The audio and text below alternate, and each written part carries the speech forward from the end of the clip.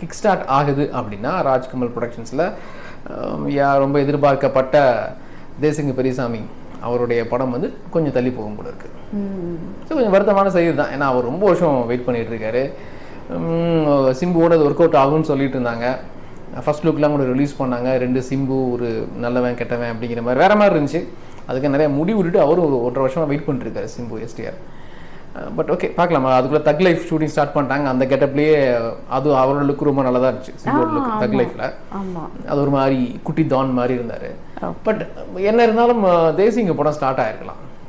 அது கொஞ்சம் வருத்தமா வந்து ரொம்ப எக்ஸ்பெக்ட் பண்ணிட்டு இருக்கீங்க. எல்லாருக்குமே அந்த எதிர்பார்ப்பு. ரஜினிக்காக பண்ண கதை, ரஜினி ஏஜ் ஃபேக்டர்னால வேணான்னு சொல்லிட்டாரு. அவரால் இப்போதைக்கு அதில் அவ்வளோ சிரத்தை எடுக்க முடியாது. சிம்பு கரெக்டாக தான் இருப்பாரு. அவருக்கான ஏஜ் பக்கா துருன்னு இருப்பாரு. நல்லா தான் இருக்கும்னு நினைச்சிட்டு இருக்கும்போது அது நடக்காம போச்சு. ஒய் பிகாஸ் கண்ணும் கண்ணும் கொள்ளையா இருக்கா திரைப்படம் எல்லாருக்குமே